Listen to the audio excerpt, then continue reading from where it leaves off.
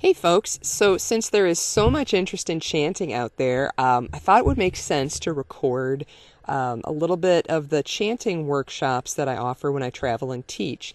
I would say that how do I get a group of people chanting is probably the most common question that I get as far as ritual goes, or at least it's the one that's the most memorable for me. There's lots of questions people ask about ecstatic ritual, but how do I get a group of people chanting is definitely one that I hear a lot, and it's a complicated answer because there's lots of different factors. And so what I wanted to do is make some of this stuff available because I know there's a lot of you out there who love chanting. For those of you who were at Pagan Spirit Gathering at the Chant Camp, lots of people really interested in chanting who would come on in there at about 10 p.m. every night. And I want to thank the folks who put Chant Camp together, River Higginbotham and Lucinda and all those folks. I think that was just a great offering at Pagan Spirit Gathering, but I know that lots of other folks are starting to do more chanting, and there just seems to be a lot more interest in it. So I thought some of this stuff is really definitely possible to teach on YouTube, and so I hope you will join me in this experiment. This is actually the first time I'm trying video teaching, so we'll see how it goes. So basically, when I teach chanting in a group, where I first start is trying to get a sense of what people are interested in learning and where they're coming from. Obviously, since this is a YouTube video, I'm not able to do that. But what I often find for chants is that there's really two basic types of chants. There's chants to hold space, and there's chants to raise energy. There's processional chants, which are kind of a little bit of both, and then there may be some other slightly different types of chants, but those are the most common times where I see people using a chant in ritual. So what I want to talk about a little bit first is what's a chant to hold space and what's a chant to hold energy, or to build energy. A chant to hold space is a chant that you want to stay kind of consistent. This could be, an example would be a healing ritual. So let's say there's 40 people in a circle, and one by one, each person is going to step into the center, and we're going to do sound healing on that person, or maybe some other people, some volunteers are going to be doing Reiki on that person who's in the center, and all of us are holding a chant to kind of hold the space. So that could take rather a long time. That could be, we could be singing that chant for a long time. So we don't want the energy to peak out. We want that energy to stay kind of consistent and keep going. So chants to hold space are chants that don't immediately make people want to kind of drive the energy higher. We want that to stay consistent. Some other examples of ways chants to hold space. I use chants to hold space a lot if I have people visiting different altars. So let's say I've got 4 elemental altars. That's pretty common. And let's say you're going to visit each altar and you're going to release something at that altar. You're going to, at fire altar, you're going to burn something, burn a piece of paper, you're going to write something down and burn it. And at the water altar, you're going to maybe drop something into a bowl. At the earth altar, you might put something in the earth. The air altar, you might blow a wish, something like that. So that, let's say you're going to go and do things at all these different altars. Well, again, let's use that number of, 40, 50 people. That could take a while. And so chanting is a really great way to keep the energy consistent. There's other things you can do too if you don't have a strong group of people chanting. You can use drumming to kind of hold the space. You can use didgeridoo. You can use sound bowls. There's lots of different stuff like that you can do. But chanting is really a great way because it also includes the whole group, or it potentially can include the whole group. So again, you want that chant to be able to stay consistent for a while.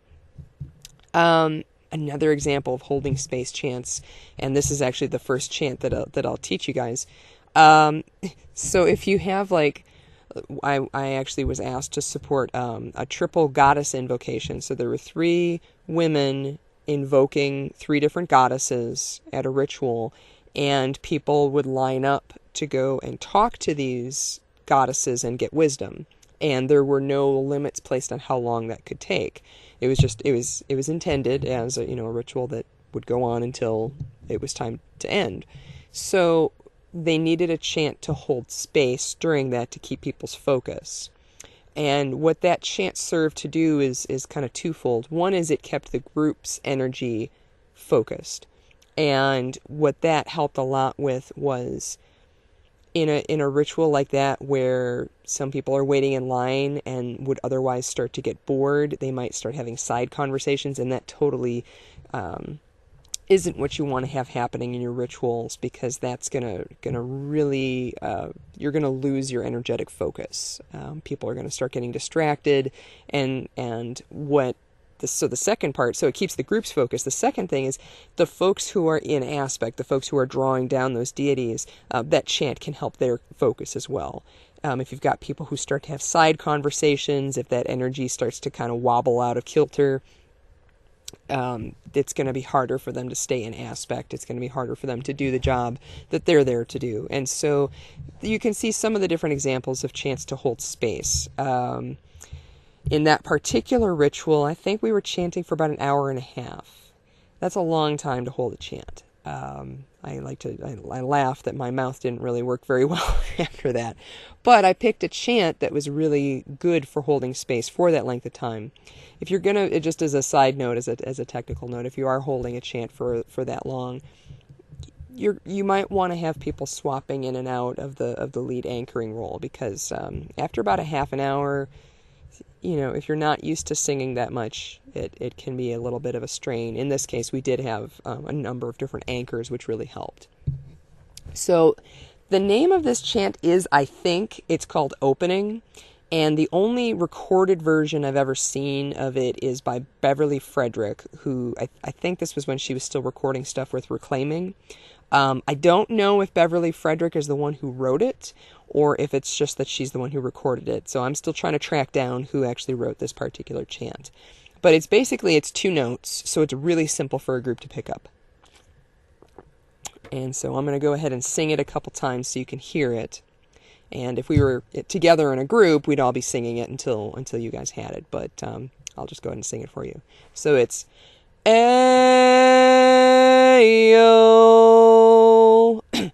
oh, ay,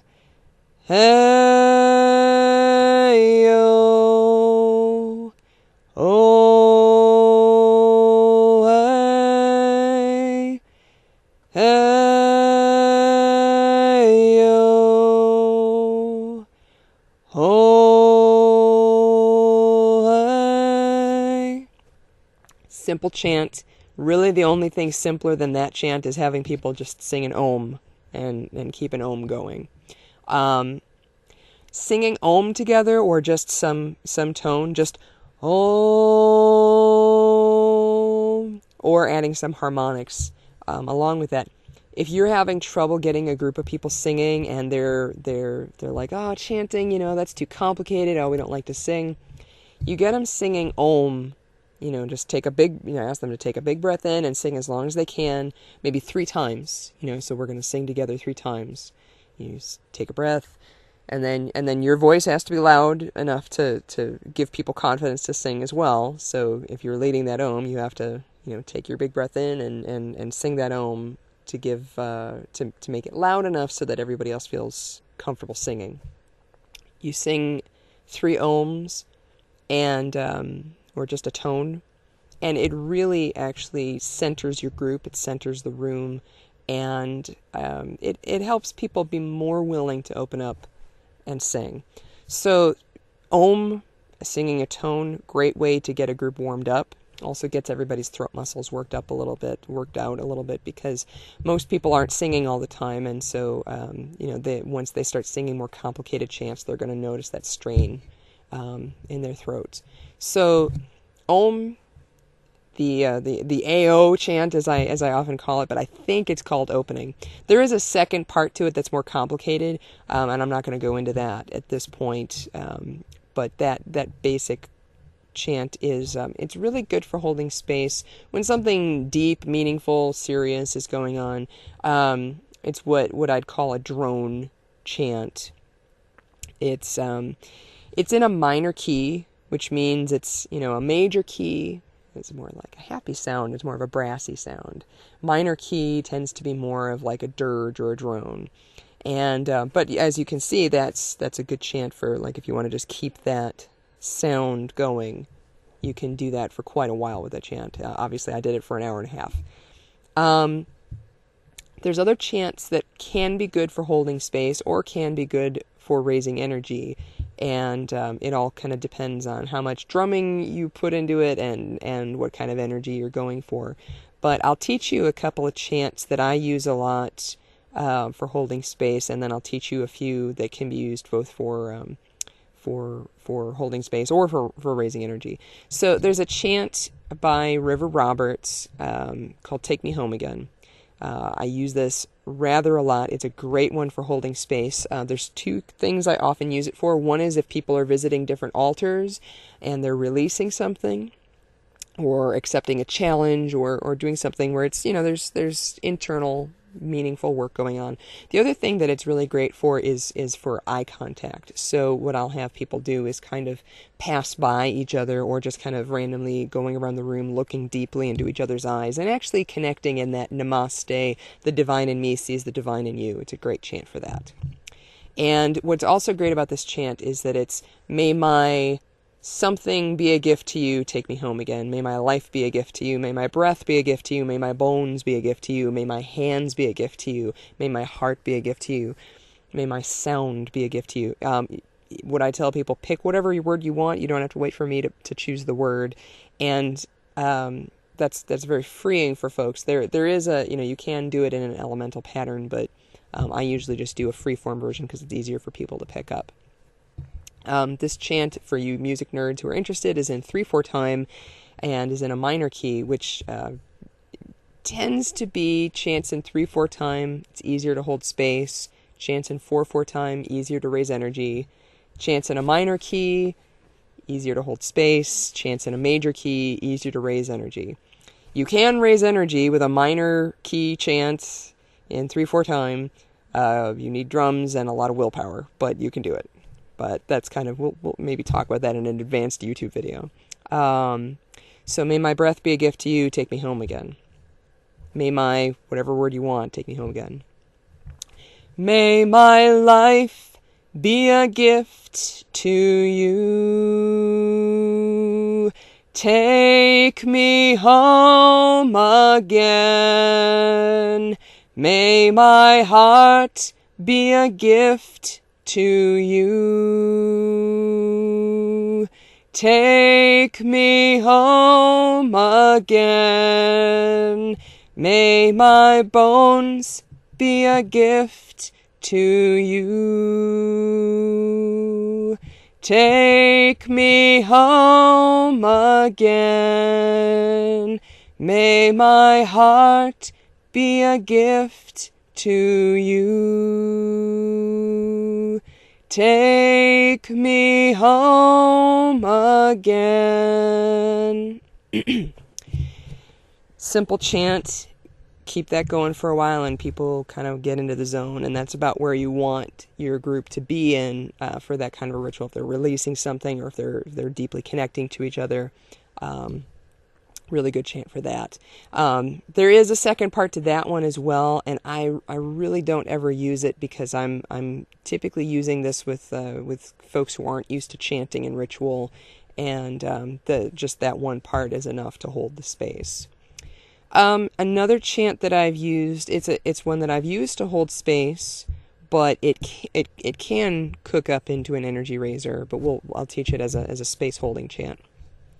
It's called "Oh Mother," and it's by Elisa Starkweather. I use what I would call the gender neutral adapted lyrics. The chant, as it's originally written, references daughters, and I use the version that references children, so it makes it more open. And this particular chant, the where I used it, where some folks know it from sacred fire circles. It's often sung at sacred fire circles. I used it for the PSG, Pagan Spirit Gathering main ritual in 2010 when we were doing the Earth Blessing. So I also changed the lyrics there. So the lyrics are, I'll sing it the way it's often used, and then I'll tell you how I change the lyrics. So, oh, Mother, we are calling your children. We need healing power. Power, our love is our power. So instead of we need healing, what we did was we said we send healing. So that makes sense. So what's great about this chant is that you can teach it all in a row like that, but the two parts actually layer over each other. I am going to be recording a version where you can hear how that happens, but seeing as how I do not have a clone here with me, I'm just going to have to sing them one after the other. So I'll sing it a few times, another couple times through, just so you got it.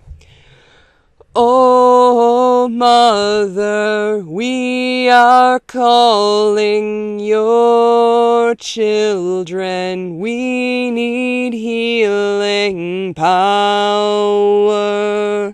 Power, our love is our power. Oh, Mother, we are calling your children. We need healing power. Power, our love is our power. Good for space holding. And then what I often do when I'm teaching this in a group is once I've got people singing it and they've got it, I'll sing the second part over the first part. So people start singing, oh, Mother, and then I start singing power over that. I'm loud enough that I can anchor the whole second part on my own, usually in most groups. But the other thing you can do if you're trying to teach a two-parter is you can teach. In this case, I teach the whole chant together, so we sing everything together, and then I break the room in half, and I say, okay, you guys are going to sing "Oh Mother." So then I go over to those guys and I just start singing the "Oh Mother, we are calling your children. We need healing. Oh Mother," So they're just singing that part. Then I go to the other half of the room and I get them singing the power part, and then they can kind of hear how it overlayers. So that's a way that you can teach a two-parter like that. Those are a couple of chants that I use very commonly. They're simple enough that people can get them. And that's often what you really need, especially if you're not a strong singer, if you're not a confident singer, and if you're just starting out trying to get chanting happening, and you have a lot of people who aren't used to chanting. Those are all really simple chants and ways to get things started for your group. Let's talk just a little bit about chanting theory here, as I think that would serve at this point. So I'm doing this YouTube video and I'm sitting down, but what I always tell people is you get a lot more power in your voice when you're standing up. It's actually a lot easier to sustain the notes when you've got that diaphragm control. You want to be singing from your belly. You want to be singing from your gut. That's going to give you the volume and the power.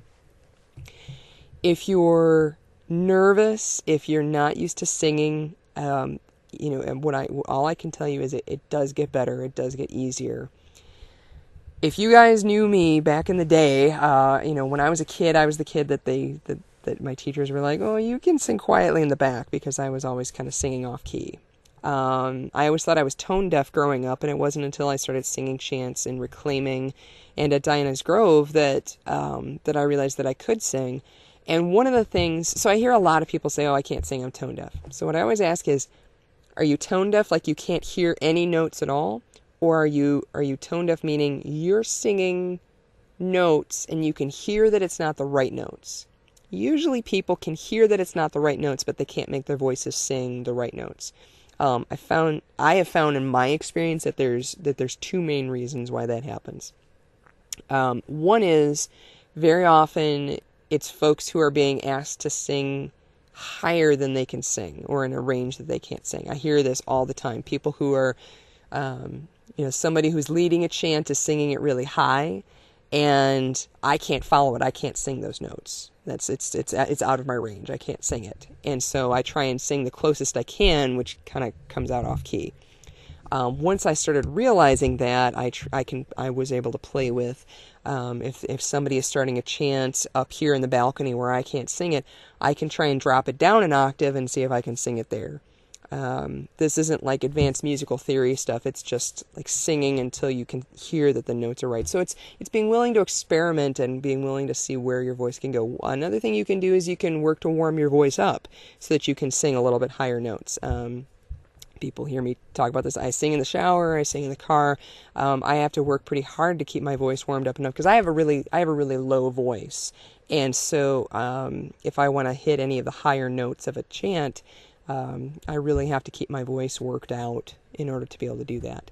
So so tone deaf is sometimes it's just that your voice might be too low, for instance, and in my case, that's what I often found. Tone deaf can also be just you might need to hear it a little bit longer and practice singing it and develop a little bit more muscle memory. This is also a problem I had. I had the great benefit of having MP3 files of a lot of chants, and so I could sit at home alone and just sing them over and over and over again until I got them. And so that's something, and that's part of why I wanted to start doing these chanting videos and recording MP3 files of chants, because I would never have been able to learn a lot of the chants that I did without MP3 files if I hadn't, had them on my computer where I could sing them terribly in the privacy of my own home. I could never have done it because I just needed to sing them over and over until I had them. Once they're in my muscle memory, I had them. But people ask me all the time, like, "Oh, I'm doing this ritual and I've got this really awesome chant and I know you sing. Can you help me anchor it?" And then I look at their chant or they sing it to me and I'm like, I would need to sing it for a week, to really get it, because I'm not a musician. I actually have to work really hard to learn a new chant, and it takes me a while. So that's something else that you could have going on, is that you just need to play around with your voice a little bit to be able to sing it where you can sing it. Which brings me to pitch or range. Again, I don't have a background in music, but I've been doing chanting for long enough that I know that there's the key that Shauna can sing the chant in, and there's the key that Shauna can't sing the chant in.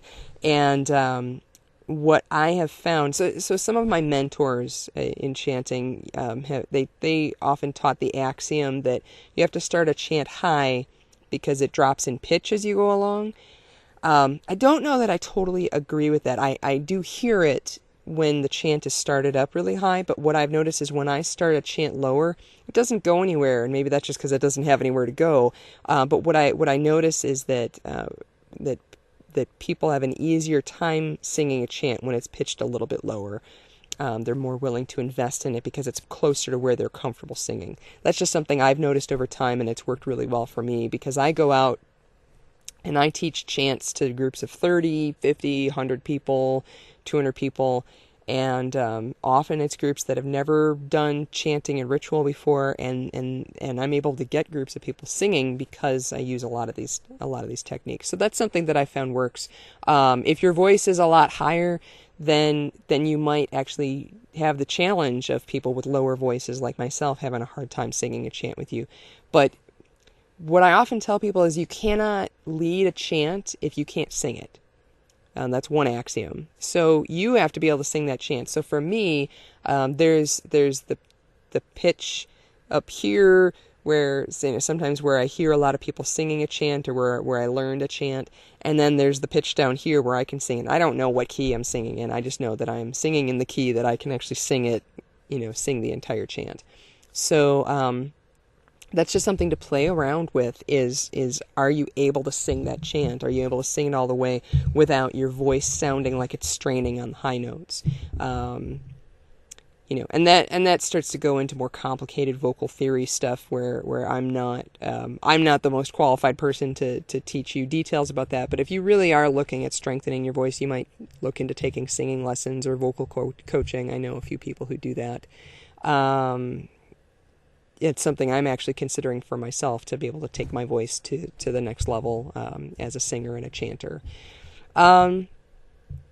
Any other chanting advice? Oh, breathing. So again, I'm sitting, so this is not the best position to get the most breath control, but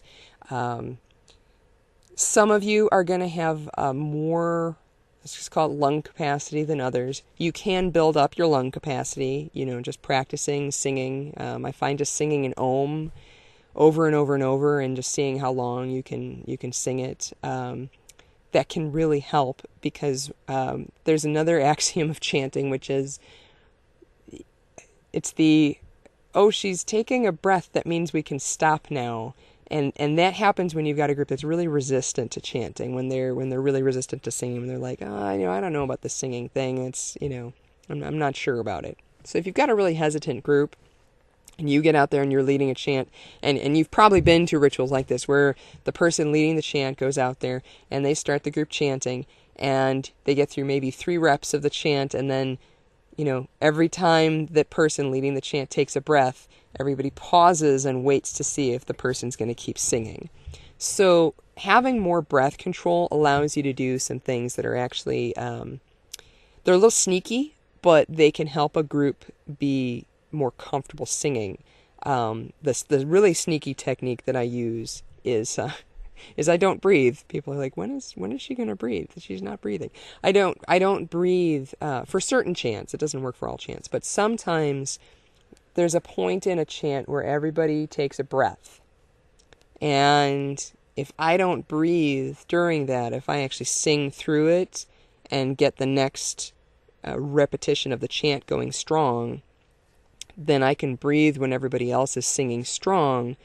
And what that actually does is it keeps the energy of the chant going. I would definitely call that a more advanced technique, but it is a reason for, if you really want to get out there and lead chants for big groups, this is an invaluable technique. And like I said, it doesn't work for all chants.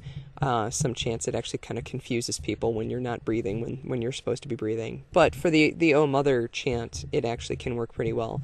I'm going to see if I can give you an example of how that might sound here, it's a little difficult without the group singing it, because this actually works a lot better when you've got a group singing it together, but we'll see what it can do. So I'll do one version where I'm breathing, where everybody normally breathes, and then the next one I'll do where I'm singing through some of the places where people are normally breathing. So, taking a breath. Oh, Mother, we are calling your children. We need healing power. Power, our love is our power. And then everybody takes a big breath. So here's how that might look if I'm doing the more breath control version of that.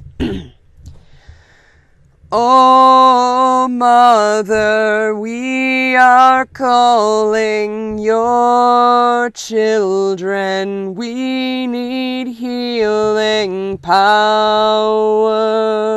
Power, our love is our power. Oh, Mother. And then somewhere in there I take a breath. While everybody's singing the "Oh Mother" part really strongly, because that tends to be a little bit louder part. And again, what that can do, if I'm singing that final "Our love is our power," by bridging that, it adds more musical interest, because otherwise there's just these big blank silences that keep happening during the music. But what it really does is nobody's looking at me waiting for me to take a breath. They know that we're going to keep on singing, and that can really, really help the group get over what I call the hump of the chant. What I mean by the hump is there's kind of the first 7 to 10 repetitions of the chant is like people are still learning the chant, they're not sure about this. We don't necessarily sound very good the first few times we sing the chant. Like, especially if you're working with a lot of people who aren't used to singing, it might not sound very good the first 3, 4, 5 times you're singing. It can take people a while to kind of get into the melody and settle on the melody. So if I'm with a group of people, sometimes I might say, like, this chant might not sound great at first, but, just be willing to give it a shot. Be willing to let yourself, doesn't have to sound perfect. Just go ahead and sound and let yourself experiment and find where it's comfortable for you to sing. And so that hump tends to be 7 to 10 repetitions of the chant. And, once we get past that point, there's usually people are kind of settling into the chant more. They're more confident in it. There's more of a smiling sound, and it's definitely it's hard to explain, but you can kind of hear it sometimes when people are singing a chant. And there's a sound of like the room relaxes a little bit. The room is the room meaning people in the it could be an outdoor ritual too. It's people are relaxing into the sound. They're starting to enjoy it more. And so yeah, that can take a little while. And so letting people know that, hey, that might take a few repetitions. Sometimes in particular groups that can be useful. So now I'm going to teach you a chant that I use a lot. I've used it for space holding, but I also use it for energy raising. In this case, I'm going to teach it more for space holding because I cannot sing the 2 parts over each other. Still not having a clone, and I haven't actually taught my cats how to sing yet. So, and so this one is The Ocean Refuses No River. And unfortunately, I have not been able to find a citation for where this chant comes from. It seems to come from Sufi tradition. It's used a lot in interfaith work, but the only information I've been able to find is it comes from Sufi tradition. So that's all I got, and if I can find out more about that, I will let you know. And if you know, please let me know. And so again, this is much like the O Mother chant. This is a 2-parter where the one part goes right after. They go right after each other, but then you can overlayer them over each other. And so I'm just going to go ahead and sing it a couple times through. The ocean refuses no river, no river. The ocean refuses no river, no river. Hallelujah, hallelujah, hallelujah. Hallelujah, hallelujah, hallelujah. So if you want to use that as a space holder, you might sing it a little softly. I'll sing a softer version of that. The ocean refuses no river, no river. The ocean refuses no river, no river. Hallelujah, hallelujah, hallelujah. Hallelujah, hallelujah, hallelujah. If you've done this chant with me in a ritual, you've probably heard me at some point, when I use it as an energy raising chant, there's a high harmony that can really work to kick the energy up. So this is like assuming that we've got people who are singing The Ocean Refuses No River and the Hallelujah, and they're singing them over each other. So there's this awesome little harmonic thing that's happening there. So I'll sing the first the 2 normal parts, and then I'll sing the high harmony. And honestly, the high harmony for me is having a deep voice. high harmony is really difficult for me to sing, and often it's almost like the energy of singing it together in a group, and I'm able to gain a few extra notes in my range that I don't normally have. I don't know if there's some kind of vocal TARDIS going on. If you're a Doctor Who fan, I don't know exactly how that works, but it does seem to happen, and I've talked to other singers and chanters, and they're like, yeah, it's just there's something about the energy of the room. You can sometimes do some things that you couldn't ordinarily do if you're singing in your car. So, the ocean refuses no river, no river. The ocean refuses no river, no river. Hallelujah, hallelujah, hallelujah. Hallelujah, hallelujah, hallelujah. Hallelujah, hallelujah, hallelujah. Hallelujah, hallelujah, hallelujah. So if you want to learn that high harmony, and you've heard me singing it before, that's the high harmony for it. I'm singing that chant kind of low. I can sometimes sing it a little higher, but then that high harmony gets even harder for me to sing. And so right now I'm singing it a little bit lower because that high harmony is easier for me to get to when I'm standing. I don't have as much oomph for the sound as I would if I'm standing and we're all together around the ritual fire and there's that energy. So energy raising chants. So we talked about holding space, and we want a chant to stay consistent. And what can often help a chant stay consistent is if you've got somebody who's drumming, making sure that they're keeping that drum beat consistent and keeping that rhythm slow. Conversely, so there's a tendency within drumming. Drumming tends to go faster. It just tends to the drumming starts and then it starts to move faster, and it's not like the drummers are intending to do it. It's just a thing that happens. With an energy chant, you want things to start going faster, but you don't want them to go too fast. And what I mean by that is I'm not going to go into a whole energy theory thing here, but you do want the chant to begin to move faster because that does build energy. On the other hand, you don't want it to go so fast that your chanters can't keep up with the chant. So what I often tell drummers that I'm working with is, if we're doing an energy raising chant together and you're drumming to help build energy, follow the singers. Your drum beat should follow what the singers are doing. Let the singers pace it. I have been in a couple of rituals where drummers started speeding it up, and so we're singing really, really fast. It's the ocean refuses no river. It's too much. It's too fast. And if people are singing and they can't get the words out, and they're trying really hard to sing all the words that they're supposed to be singing, it gets really confusing, and it kind of actually tanks the energy as opposed to building it. So with an energy raising chant, you want something that has layers and builds in complexity.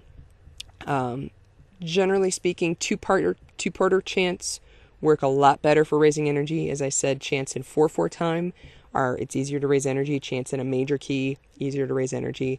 Chants that have 2 or 3 parts. If the 3 parts are really simple, it can work really well to raise energy.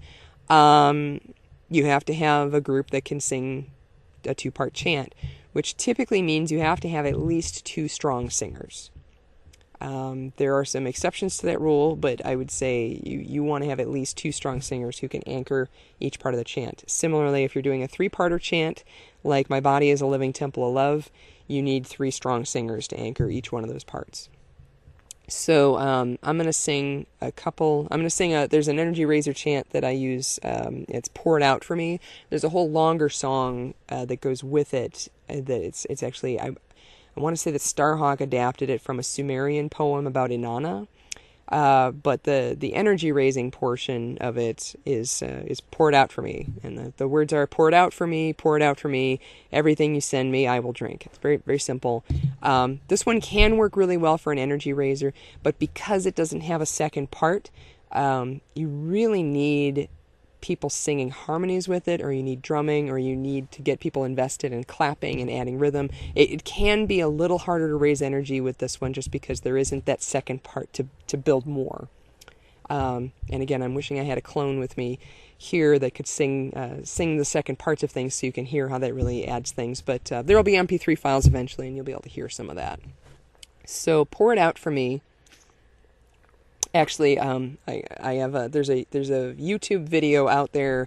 If you search on Chicago Unity Ritual, it's this, as you might expect from the title, it's a unity ritual that I helped facilitate in Chicago. We had Oberon Zell in town, and what we did was we invited many different community leaders in Chicago to facilitate a piece of the ritual. And so I would call it a patchwork quilt ritual. It wasn't any one tradition, it was many traditions. And then I led an energy raising at the end using Pour It Out for Me, because we did a Church of All Worlds water blessing in the center of the ritual. So I can provide a link to that. The ritual is long and has a lot of stuff in it that I wouldn't necessarily... It's like an hour and a half video, so I wouldn't necessarily put anyone through, watching that whole thing. But if you go toward the end... last 10 minutes or so, you can see kind of the progression of the Pour It Out for Me chant and how it builds an energy. So it's pour it out for me, pour it out for me. Everything you send me, I will drink. Pour it out for me, pour it out for me. Everything you send me, I will drink. Simple chant. Most people can get it. It's a little kicky, so you can see how that would be more likely to build some energy. I'll show you an example of layers, and the only layer I can really offer here in my little mini sound studio is me snapping my fingers. But what often happens during a chant is you want to sing whatever the initial chant is. You want to sing that until people are comfortable with it, and then a little longer before you add in a second part, or add in, like one of the things that I'll often add in is movement. You can add in rhythm. And once you see how each of those is a layer. So with a chant, adding in a harmony, a high harmony, a low harmony, all of those are adding a layer. And you want to, as much as possible, kind of stretch that time between adding a layer. Let it not plateau enough to be boring, but just enough where people are really ready for it to kind of kick up a notch. So with Pour It Out for Me, we might sing it a few times. I'm going to go ahead and add in the snapping, quicker than I would in a ritual, but pour it out for me, pour it out for me. Everything you send me, I will drink. Pour it out for me, pour it out for me. Everything you send me, I will drink. Pour it out for me, pour it out for me. Everything you send me, I will drink. So I added in movement there as well. So you see, it's not just about chanting. It's about all these different things. It's about movement and rhythm and getting people involved and invested. So Pour It Out for Me is a good simple chant for raising energy, but you do have to have some ways that you can get people invested and energized and actually willing to participate. A really good energy raising technique is it's pretty simple, but so have you ever been to those rituals where it's like a huge open circle and there's like 80 people and they're all holding hands and there's somebody in the center and they're talking and you can't hear them? What helps to build energy is A, being able to hear your facilitators, but B, there's just a proximity thing. And so what you have, if you've been to any of my rituals, you've noticed that I bring people in close. I bring people in 3-4 deep, bigger rituals, it might be, more people, even just a double ring of people, getting in closer. That proximity helps to build some energy. And so that's something that you can do is as you start singing the chant, you can invite people to come in closer, and that will also build energy, even if you don't have a second part to that chant. I'll sing another chant that I use very commonly for energy raising, and this is a fire chant. It's actually the chant was written by River Roberts, and it's the lyrics that she wrote. It was for a Sacred Land event, and the chant it was so hot that I came up with some fire lyrics for it, and so the chant is sometimes I just call it the Sacred Fire chant, but it's also I sometimes call it the Heart of the Flame chant. So another chant where it's two parts, and you sing them over each other. This one I don't typically teach it as singing one after the other. I teach it as you're singing one part, and then we sing the second part. And so then during the energy raising part of the ritual, we'll sing that first part, and we'll get that going until it seems like people really, really have that first part, and it seems like they're waiting for something else, and then we add in the second part. So, heart of the flame runs through my veins with this sacred fire. Heart of the flame runs through my veins with this sacred fire. Second part. We are holding a prayer for life force. Fire, thank you. Fire, thank you. We are holding a prayer for life force. Fire, thank you. Fire, thank you. Heart of the flame runs through my veins with this sacred fire. Heart of the flame runs through my veins with this sacred fire. We are holding a prayer for life force. Fire, thank you. Fire, thank you. We are holding a prayer for life force. Fire, thank you. Fire, thank you.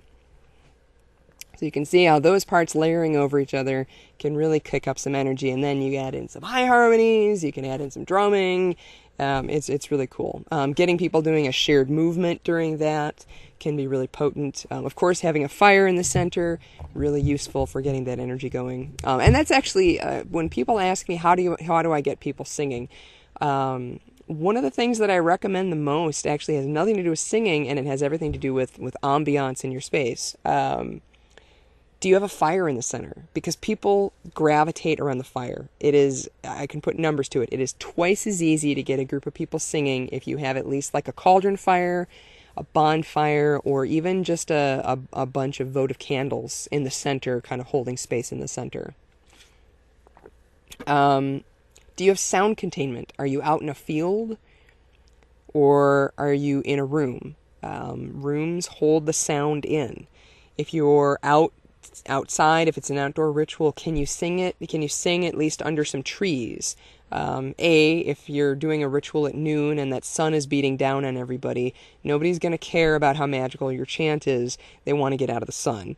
So the branches of the trees will provide not just shade, but it also provides some sound cover, and it keeps the sound in.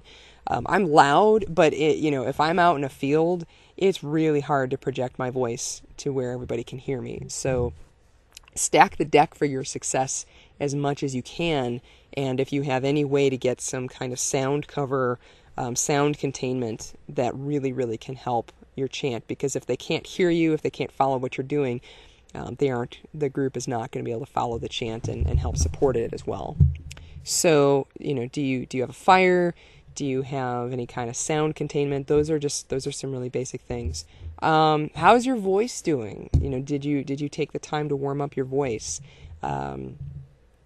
Oftentimes, like I'm noticing my throat's a little dry right now, and so I often have my water bottle actually right in, if there's like a central altar or something, I'll actually have it kind of under the altar cloth in the middle, Or, I'm often wearing red in ritual, and so I'll have this with me, because if you are leading the chant and your voice is starting to break, you really need to find a way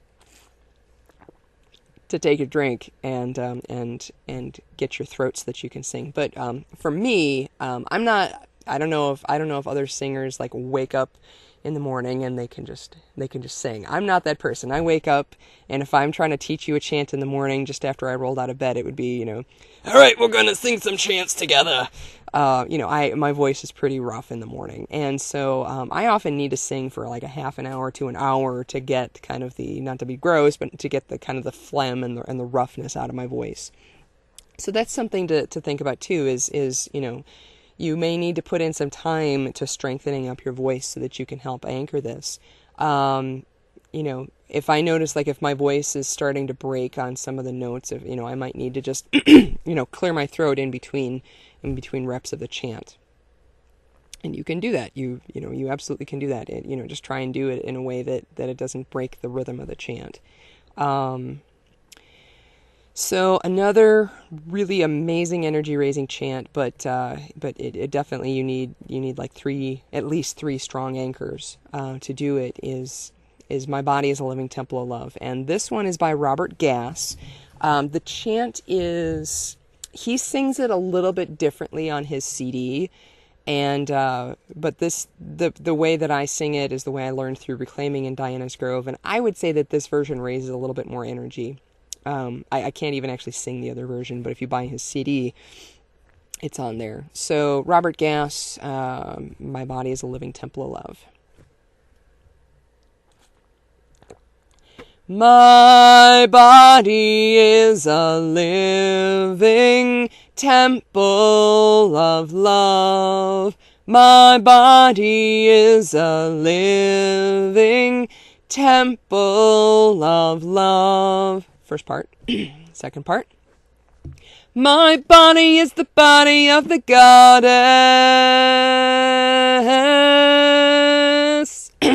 My body is the body of the goddess.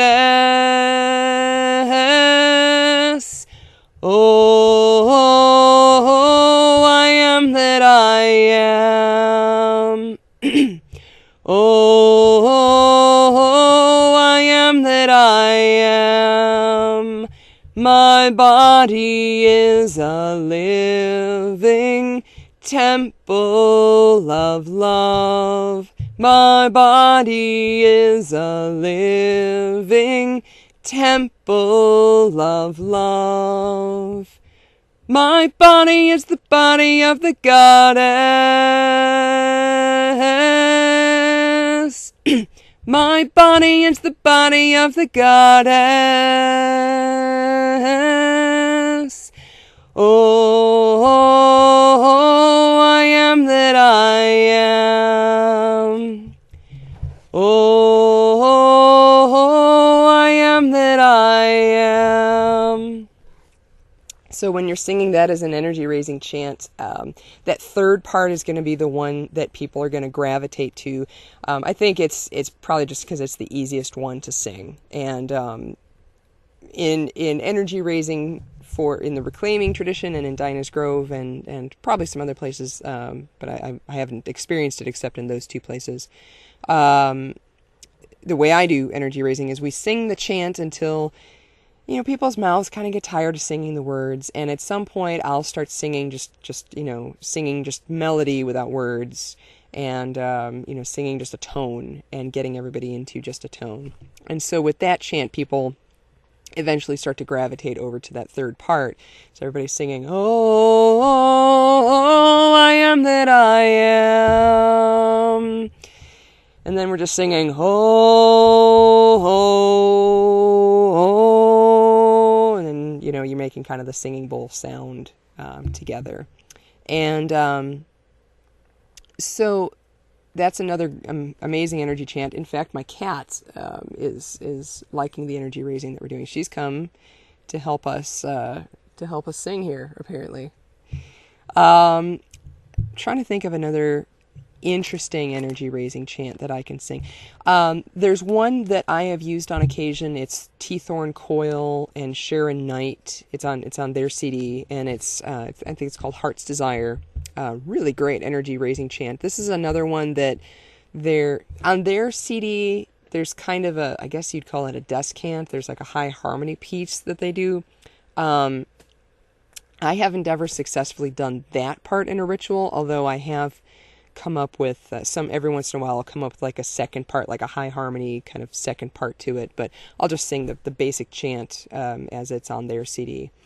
We dance in the heat of our heart's desire, dance in the heat of our heart's desire. Open the gate, the key is within, to the temple of our hearts. We dance in the heat of our heart's desire, dance in the heat of our heart's desire.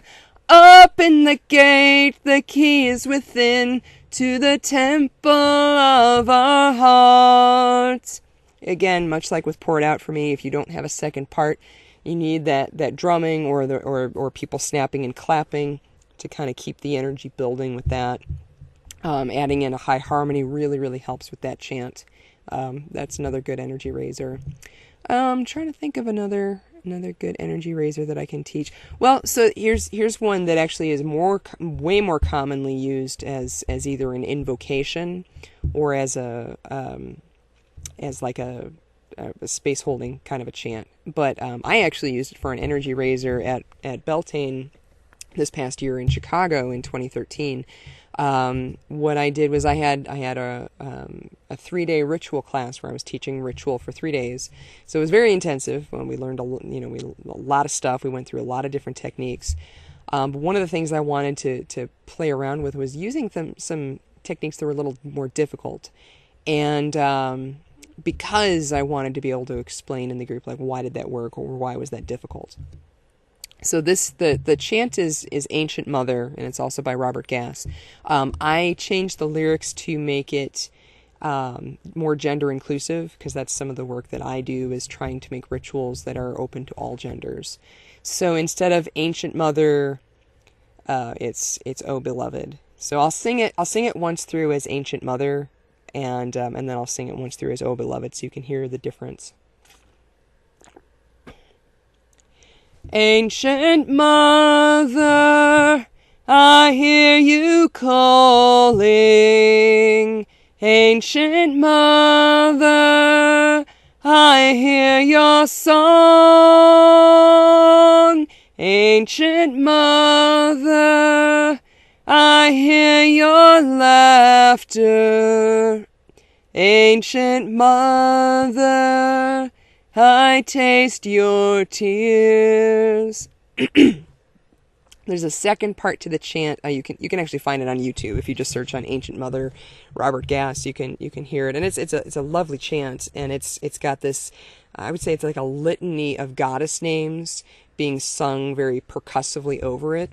And I actually am looking for a really good second part. I'm trying to compose a second part for this chant that's a little easier for a group to pick up. But what I did for the ritual is because this chant obviously is, you can hear how it would be a good space holder. But what we did was we let it build very slowly. We were singing this very slowly together. We slowly added in the drumming. We brought everybody in closer. We added the rhythm, and it really built up to a pretty intense peak.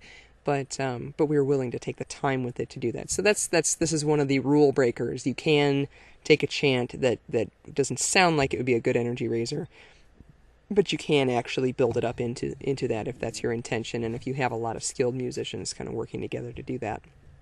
So the Oh Beloved version is, Oh beloved, I hear you calling. Oh beloved, I hear your song. Oh beloved, I hear your laughter.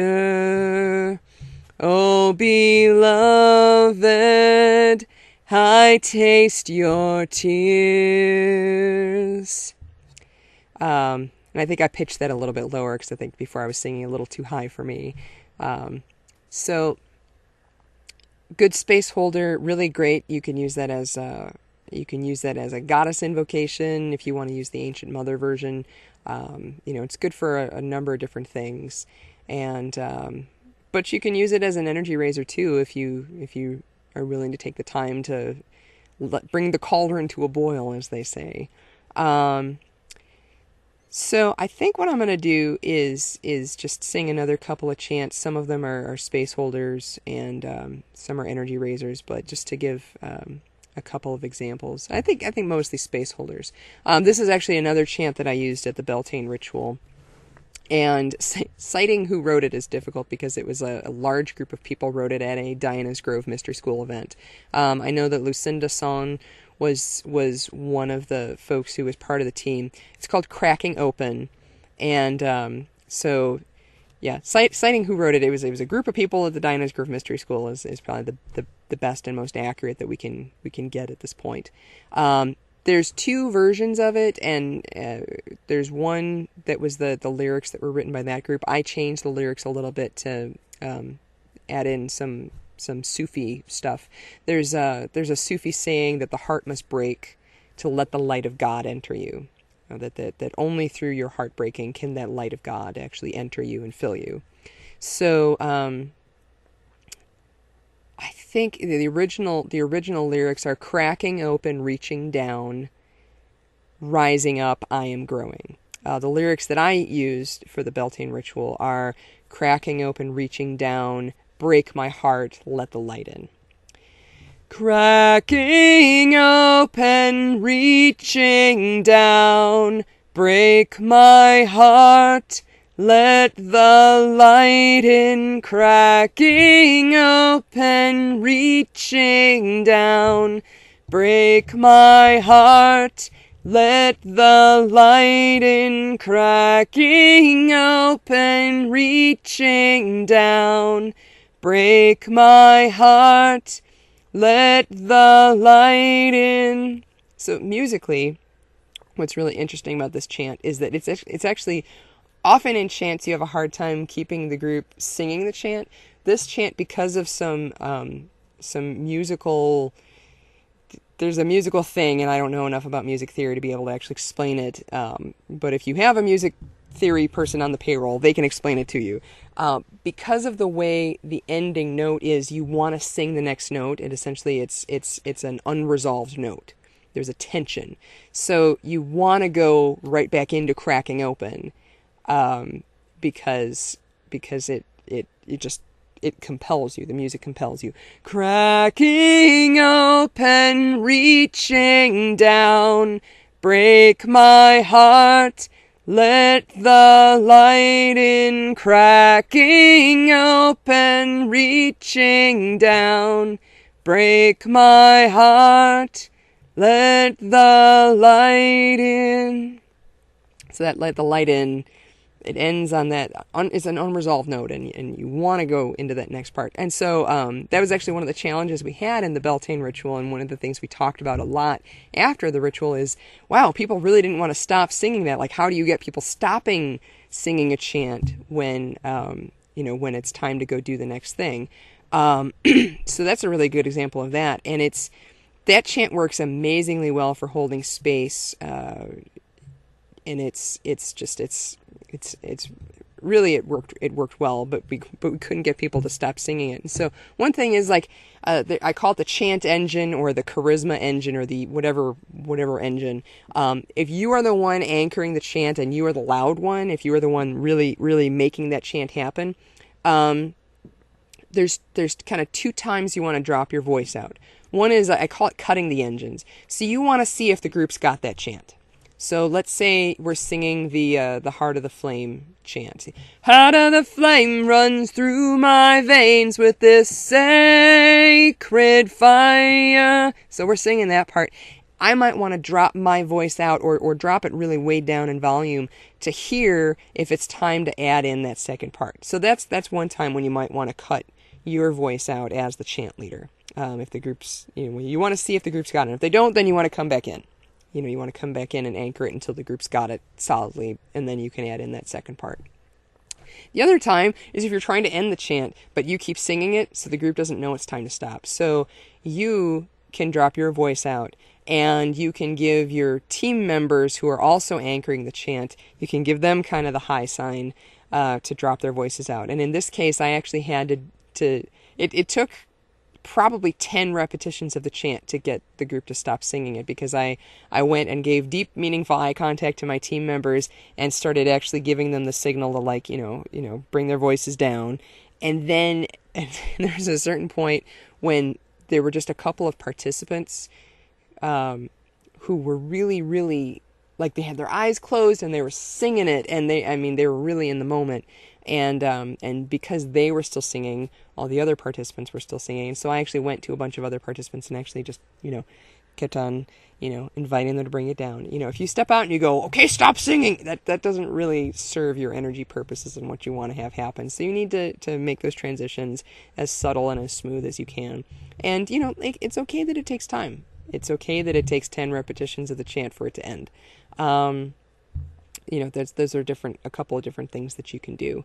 Another chant that I've seen it used for energy raising at Diana's Grove, and I myself find this a really difficult chant to raise energy with, because it's the notes are not what people expect, and it's also there's a couple different reasons why I would say it's not the easiest chant for energy raising. I find this is an amazing chant for personal devotional work.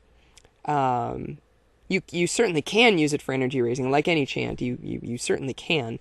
Just be aware that there might be some difficulties, and you might want to practice and play around with it, and maybe use it for something else in ritual, maybe as some personal devotional work, space holding, before you try and use that to build up some energy. And it's called O Beloved, and this one comes from Dances of Universal Peace. I don't know specifically who wrote it, but my understanding is that it comes from Rumi poetry, but I don't know who actually composed it, so that's something where I might do a little digging and see if I can find that out. But it comes out of Dances of Universal Peace.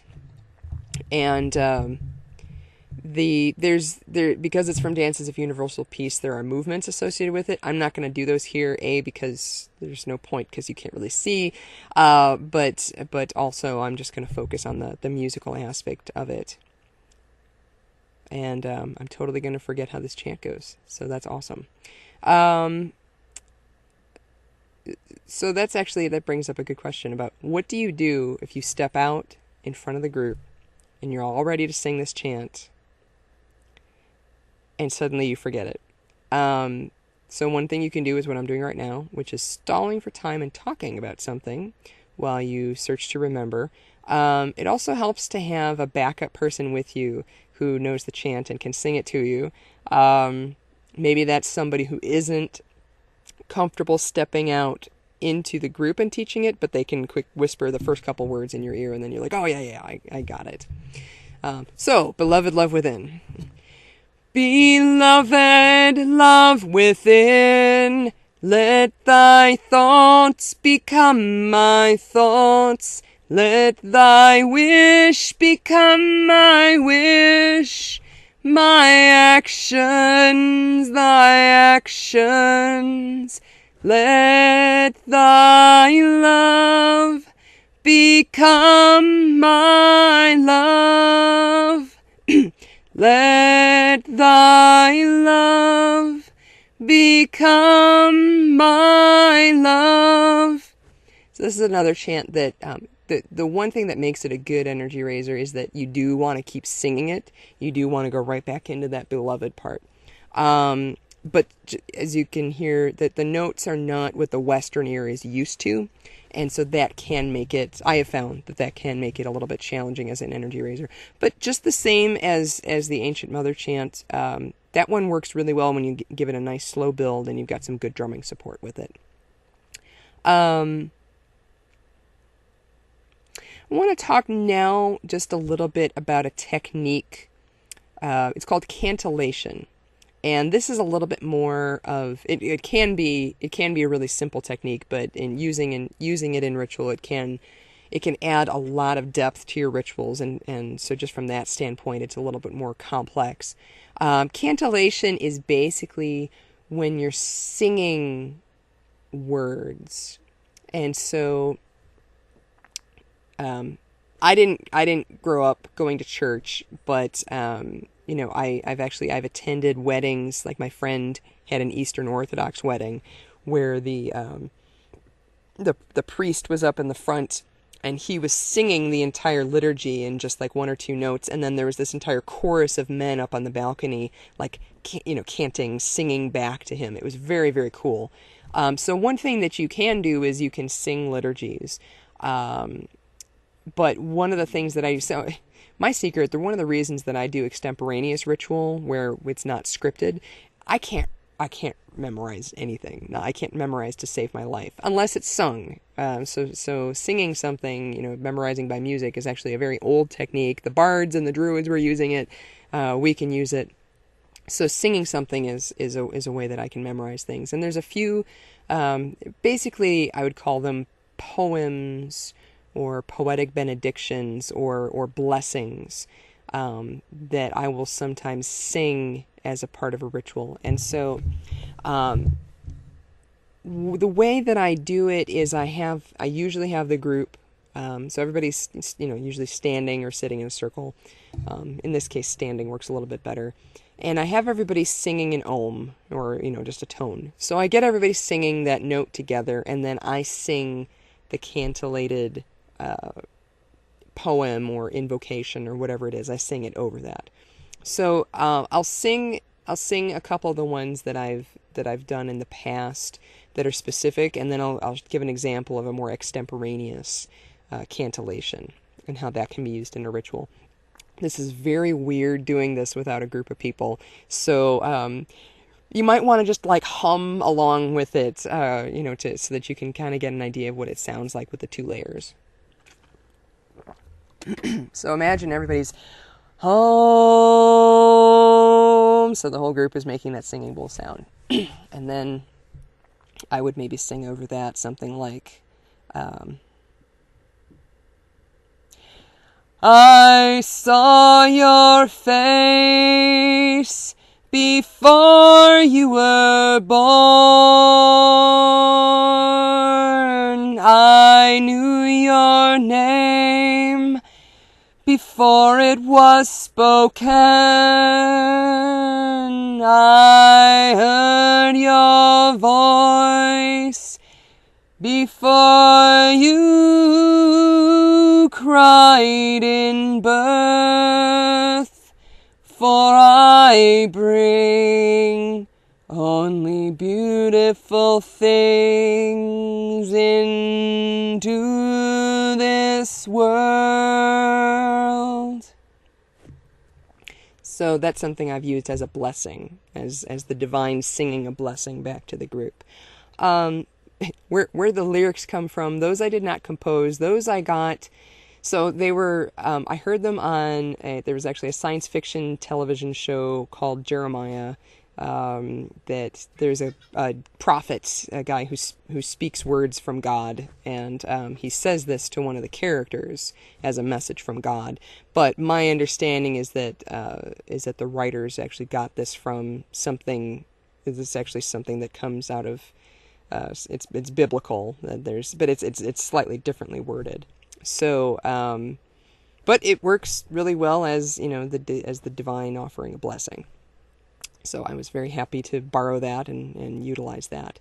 There's another one that I use that the lyrics. Some of the lyrics are Rumi poems, and some are from another science fiction television program that, if you really want to know, I'll tell you where it's from. But it's all actually that's all. It's adapted to fit in with the Rumi poetry, but that was kind of where the inspiration came from. So again, imagine you've got a room full of people, and they're all toning home. Greater than the death of flesh is the death of hope.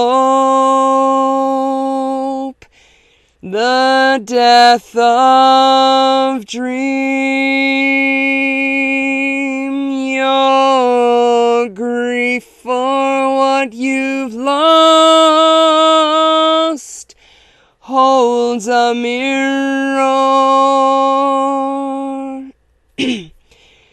Your beauty is the image in the center of your heart, for it is in your light that I learned how to love. You are my beloved. I am your dream. I am your dream. I reach for you. I call to you. I call to you. So this is a technique that works for it's singing a blessing, but it's also a great way to get a group of people centered and into a trance state. Particularly if you've got a group of people who are not really wanting to sing, like you love singing, you're a good singer, and you've got a group of people that are just, they're nervous, they're shy about singing. You can get them singing that om, that rolling tone, and if you've got people who can at least just do that, then you can kind of do this cantillation over that, and you're at least bringing some music to your ritual. Because music is powerful in ritual. I mean, I know that there are some people that have amazing ritual experiences without music. I'm not one of them. If there was a powerful ritual for me, it's because there was music involved in it. Music is what absolutely sinks me into a trance state. And from a trance state is where we connect to the divine. It's where we connect to that something deeper. And so, again, cantillation can be a really great way to help sink your group into a deeper state of trance, sing some poetic words, and if they're singing that om together, it's going to help them be involved in it, even though they don't need to memorize a melody or anything like that. So that's a good way. It can be a good way to get people involved. So those are two cantillated pieces where I've memorized the kind of the song. When I was teaching a few weeks ago at Pagan Picnic in St. Louis, and folks said, well, how could you use that in a ritual? How would you do an invocation like that? Well, since I do extemporaneous ritual, I said, okay, everybody here sing a note, sing an om sound, and I'll sing, 4 elemental invocations over that. And so I just started, instead of speaking the elemental invocations, I sang them in 1 or 2 notes. I very frequently use the technique to invite in deity. Often when I'm doing a ritual, I'll ask people to invite in any deities or allies that they'd like to work with. And so people are calling in, Freya, Bridget, the Horned One. But what I start getting people to do is singing those names. And so, what helps is having a sound container, having people singing that note. And so I get everybody singing that sound, and then I start talking over it. So everybody's singing Om, and then who would you invite in here? Who would you bring into this space? And so then I start singing Freya, Bridget, Horned One, Archangel Gabriel, Archangel Michael, whatever, it doesn't need to be fancy, it just needs to be a couple of notes. And so people start doing that, and it's not about sounding good, it's just about sounding. It's getting people willing to make that sound. So you can see how, I'll do one example of let's do a fire invocation. How it's very strange doing this without the kind of the sound container of the group. I call to the fire,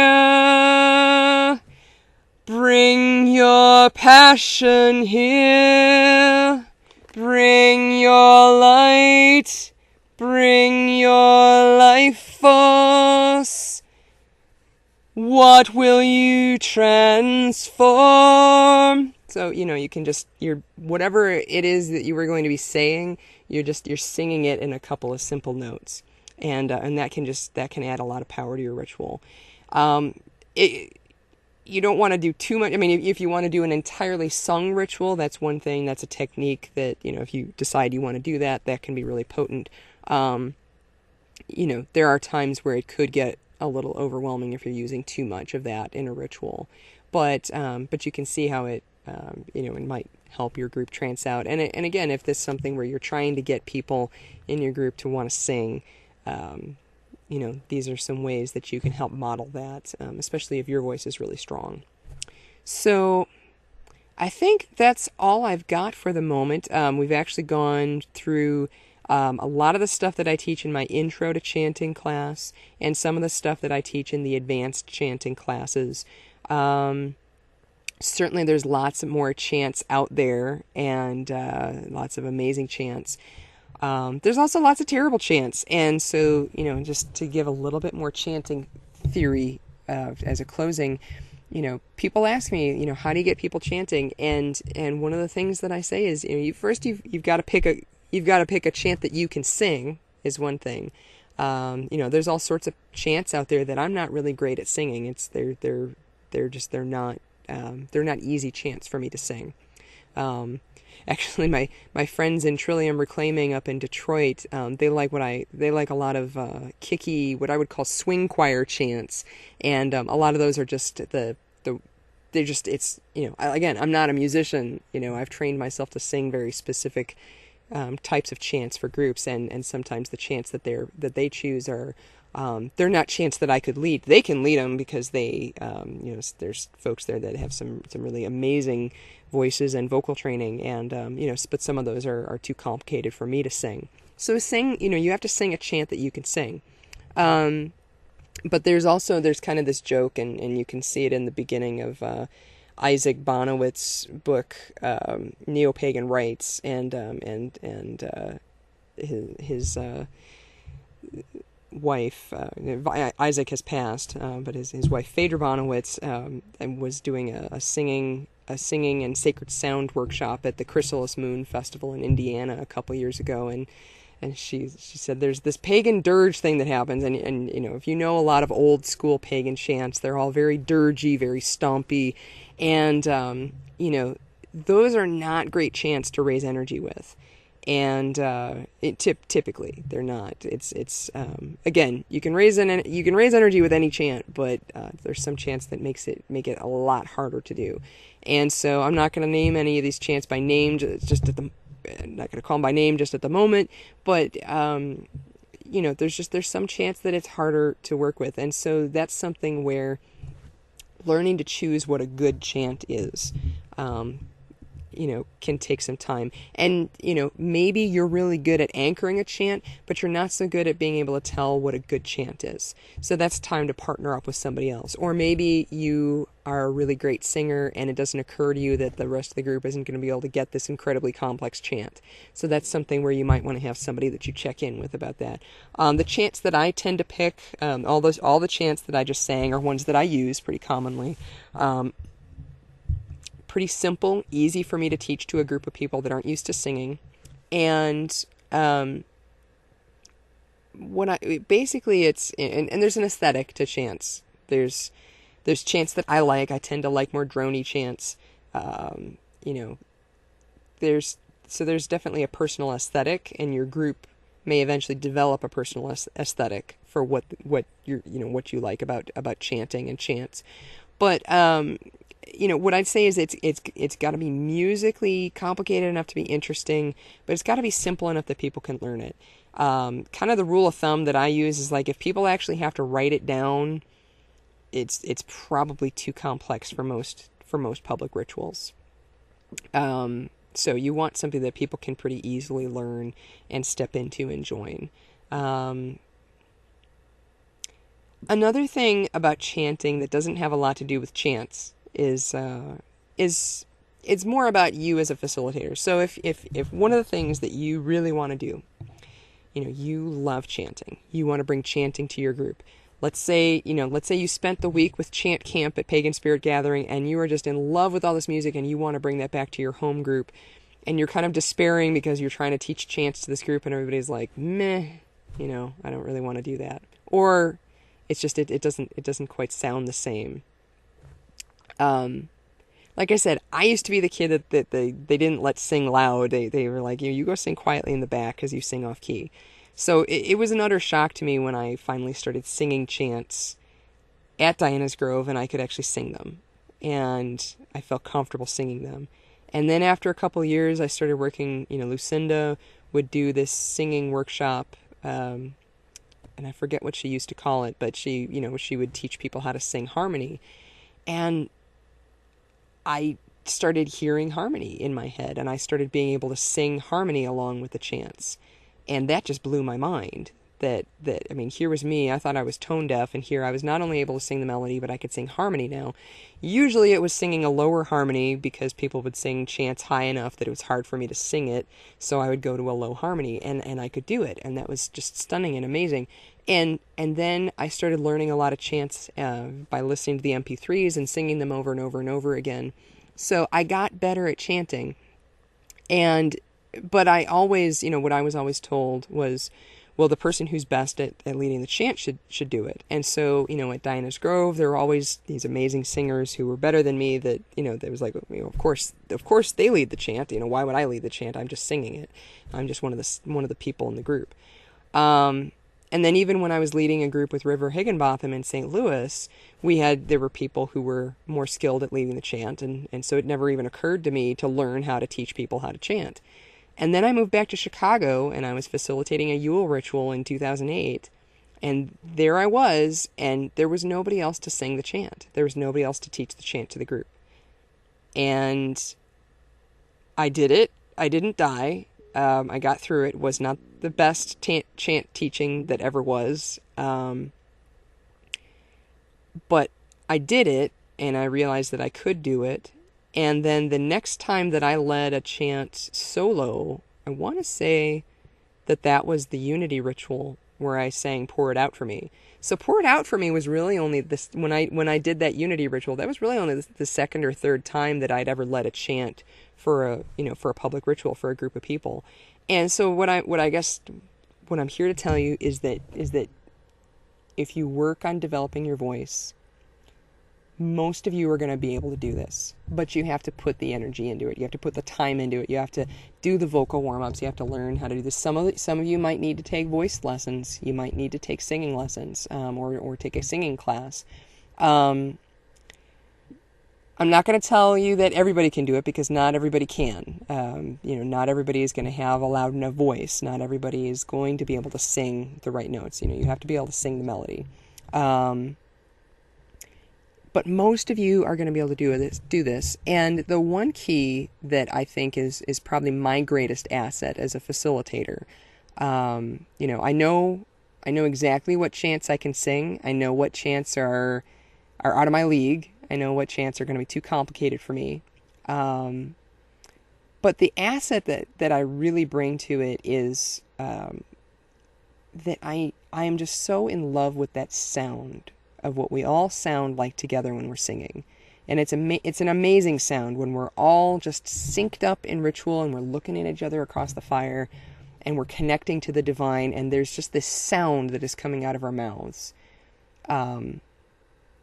It's not something I can describe, and I hope to someday be able to record more rituals to see if I can capture some of it. But it's an experience. It's an experience of being in the same room with people, and you're sharing breath, and you're sharing heartbeats, and you're sharing eye contact, and you're sharing energy. There's this amazing sound. And so when I'm singing and teaching a chant to a group of people, one of the things that I'm kind of bringing energy across time. I call it's a little bit of time magic, and what it is I'm taking that, here's this moment that happened the last time I was singing a chant with a group of people. There was that amazing sound, so I'm thinking back to that time, and I'm also thinking ahead to when everybody is past that hump of the chant and they're actually enjoying it, and they know the chant, and then we get into the energy of the chant, and there's just that amazing sound that we have together when it hits, when it's right. I know that we're going to get there as a group if we just keep working it. And so I have to be willing to keep going, and I have to be the energetic anchor. I have to put my voice out there. And, what I like to say is, I'm out there sometimes thinking, oh my gods, do I look like a dumbass out here? I'm out here singing and I'm smiling at you and I'm snapping my fingers and I'm, sing this chant with me, please, so I don't look dumb. I'm out there and I have to put my energy out into it to engage the group, because without that energy, there's no energy for the group to start with. I'm like the ignition spark, if that makes any sense. I'm the engine that gets it going, and it's kind of like a steam engine. It's the first turn is kind of the hardest, and then it gets a little easier. And once you get other people singing and investing their energy, then it gets a little easier on you as a facilitator. But you're there to jumpstart it, and it's your voice that's going to do it, and it's your eye contact that's going to do it, and it's you smiling at people.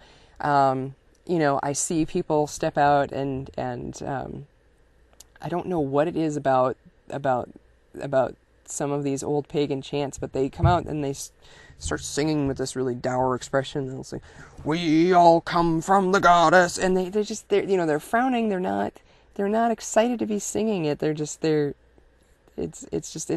don't know what it is. I see people do this all the time with that particular chant, and I'm like, if you just smiled when you sang it, people might be a little bit more energetically invested in singing it with you. So connect to the group, smile at them. It's your smile, it's your eye contact, it's your investment in the music that you're bringing that is going to really bring power to what you're doing and power to that chant. If you don't believe it, they aren't going to believe it. And I've actually, with my friend and sometimes co-facilitator Steve Smith, another graduate of Diana's Grove, he and I just wrote an article on authenticity and ritual on the last issue of Circle magazine, and we have actually a going deeper into authenticity in ritual article that I think will be in the next issue of Circle magazine.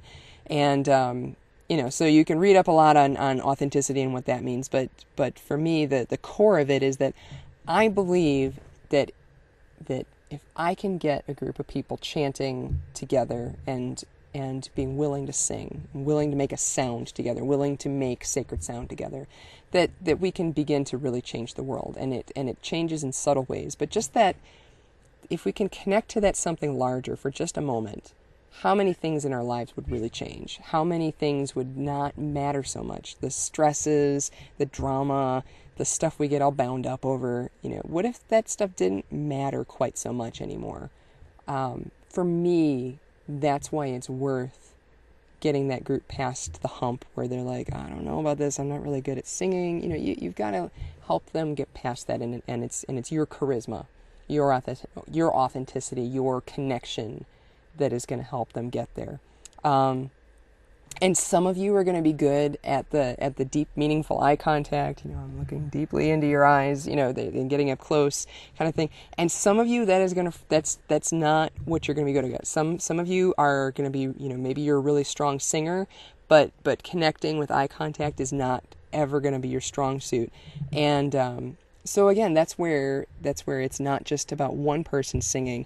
It's, can you get a group of people working together to do this? Some people might be better at anchoring low harmonies. Some people are better at doing a high harmony. Some people are good at adding what's called energy singing up over the chant. There's lots of different things. There's lots of different pieces to this.